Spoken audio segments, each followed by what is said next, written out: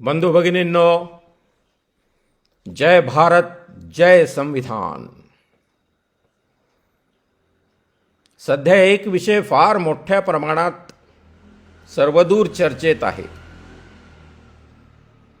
तो विषय आहे राहुल गांधी यांची जी मुलाखत त्यांच्या अमेरिकेच्या दौऱ्यात घेतली गेली, त्यामध्ये त्यांनी जे वाक्य वापरलं, party is going to scrap reservation when India would become a fair place. एक फार विशफुल थिंकिंग आहे याच्यामध्ये. सदिच्छा आहे. बाबासाहेबांनी सुरू केलेली जातीअंताची लढाई आम्ही पूर्ण करू, जातीपाती नष्ट करू. भारत एक अतिशय समृद्ध, जगण्यासाठी राहण्यासाठी एक चांगली जागा, फेअर प्लेस अशी जेव्हा भारतभूमी तयार होईल, तेव्हा अर्थातच कुठल्याही प्रकारच्या आरक्षणाची गरजच राहणार नाही.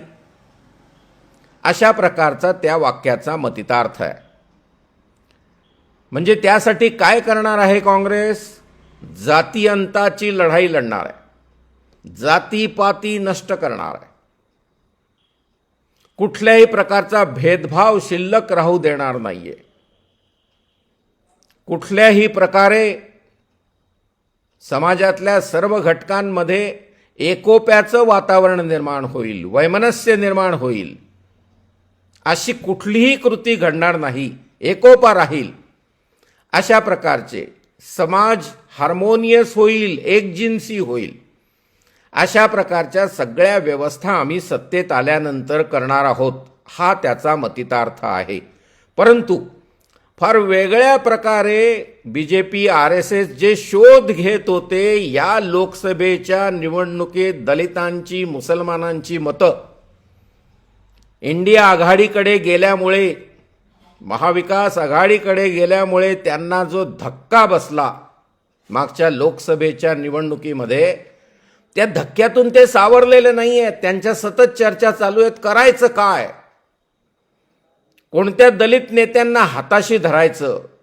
आपली ही डिझाईन जी आहे ती पूर्णत्वाला नेण्यासाठी, की काँग्रेस ही दलितांच्या विरोधात आहे, मुसलमानांच्या विरोधात आहे, हे लोकांपर्यंत न्यायचं कसं? त्यामुळे राहुल गांधी यांनी केलेल्या वक्तव्याचं विपरीत अर्थ प्रसारित आणि त्याचा प्रचार करण्याचं काम चालू आहे. आज मी एका ठिकाणी गेलो होतो. माननीय रावसाहेब कसबे, झोतकार, ज्यांनी त्यांच्या झोत पुस्तकाचं अनन्यसाधारण महत्त्व आहे, ज्याच्या आधारे त्यांनी RSS एक्सपोज केली, हिंदुत्ववादी सगळे डिझाईन त्यांनी धुळीस मिळवले त्यांच्या त्या पुस्तकाद्वारे. त्यांच्या घरावरती मोर्चा गेला होता. आम्ही आज गेलो होतो रावसाहेब कसबे सरांना हे सांगण्यासाठी की सर, आम्ही तुमच्या सोबत आहोत, इन सॉलिडॅरिटी विथ कमरादरी फीलिंग, कॉम्रेडशिप, आम्ही तुमच्या सोबत आहोत. कारण सम्यक विद्यार्थी आंदोलन आणि वंचित बहुजन आघाडीचे कार्यकर्ते त्यांच्या घरासमोर, त्या सोसायटीत दारावरती येऊन अर्वाच्य शिवीगाळ करून गेले, घोषणाबाजी करून गेले. सगळं सोसायटीचं वातावरण त्यांनी ढवळून काढलं. अशाच प्रकारची दुर्घटना पुण्यामध्ये असीम सरोदे यांच्या घरी सुद्धा झाली. काय कारण? मी विचारलं काय कारण. मी होतो, डॉक्टर DL कराड होते, राजू देसले होते, आपले हॉकर युनियनचे चव्हाण साहेब होते, आणि त्याच्यासोबतच रिटायर्ड IAS अधिकारी BG वाघ साहेब, जयवंतराव खडताळे, शेवडे साहेब, हे सगळे आम्ही तिथे हजर होतो. तरुण कार्यकर्ते होते, आम आदमी पार्टीचे कार्यकर्ते होते, समाधान बागुल होते. आम्ही सगळे तिथे जाऊन रावसाहेब कसबे सरांना आश्वासन दिलं की सर, आपण अजिबात घाबरू नका, काळजी करू नका, आम्ही आपल्या सोबत आहोत. कारण त्या ठिकाणी येऊन जर कुणी अर्वाच्य शिवीगाळ करत असेल तर मी प्रशासनाला विनंती करेन, अशा प्रकारच्या कृत्याच्या विरोधात कडक कारवाई करण्याची गरज आहे. हे कृत्य कशात बसतं? मी डॉक्टर संजय अपरांती, सेवानिवृत्त पोलीस अधीक्षक, नाशिक शहरामध्ये 5.5 वर्ष नोकरी केलेली आहे. नाशिक शहरामध्ये अशा प्रकारचं कृत्य आमच्या काळामध्ये आम्ही कधीही घडू दिलेलं नाही, ज्याला अनफेअर प्रॅक्टिस म्हटली जाते. एखाद्या माणसाच्या घरावरती जाऊन निदर्शनं करणं म्हणजे सोसायटीचं वातावरण गढूळ करणं, ते जिथे राहतात तिथे त्यांच्या घरातलं वातावरण गढूळ करणं. ते जर वयस्कर असतील तर त्याच्याने त्यांना काहीतरी विपरीत दुर्घटना शारीरिकदृष्ट्या स्वास्थ्याच्या निमित्ताने घडू शकते, म्हणून त्याला अनफेअर प्रॅक्टिस म्हणतात. आम्ही अगदी कामगारांनी जर म्हटलं की आम्हाला मालकाच्या घरावर जायचं आहे तर त्याची सुद्धा आम्ही परवानगी नाकारलेली आहे. निदर्शनं नाही, मोर्चा नाही, आंदोलन नाही, घरावरती काहीच नाही. ती माणसाला शांततेने जगण्याची जागा आहे आणि त्याचा सन्मान केला पाहिजे आणि हे संवैधानिक त्या माणसाचा अधिकार आहे. याचाच अर्थ हे कृत्य जे घडलेलं आहे, वंचित बहुजन आघाडी आणि सम्यक विद्यार्थी आंदोलनाच्या कार्यकर्त्यांकडून निश्चितपणे हे कृत्य अनफेअर प्रॅक्टिसमध्ये मोडतं कारवाई होणं गरजेचं आहे. दुसरी महत्त्वाची गोष्ट म्हणजे हे बेकायदेशीर आहे, हे इंटिमिडेटिंग आहे. याच्यामुळे एखाद्या माणसाच्या मनामध्ये धडकी भरू शकते. अशा प्रकारचं कृत्य बाबासाहेबांचं नाव घेणाऱ्या समाजातल्या कार्यकर्त्यांनी तरी करू नये. आपल्याला बाबासाहेबांच्या स्वप्नातला भारत आणायचा आहे, साकार करायचा आहे, समाजात एकोपा निर्माण करायचा आहे, जातीअंताची लढाई लढायची आहे. त्याचा हा मार्ग आहे का? अहो, अशा प्रकारे तुम्हाला काही गोष्टी पटल्या नसतील. काय तर म्हणे भारत जोडो यात्रेमध्ये असीम सरोदे आणि रावसाहेब कसबे अशा प्रकारचे आणि अन्य अनेक विद्वान, मग आता काय लाईन काढली आहे काय? याच्या घरी गेलो, त्याच्या घरी गेलो, याचं राहिलं, त्याचं राहिलं. काय करणार आहात? काय डिझाईन आहे? हे डिझाईन बीजेपीचं दिसतंय मला. मोठ्या षडयंत्रातल्या ह्या छोट्या गोष्टी आहेत असं मी मानतो.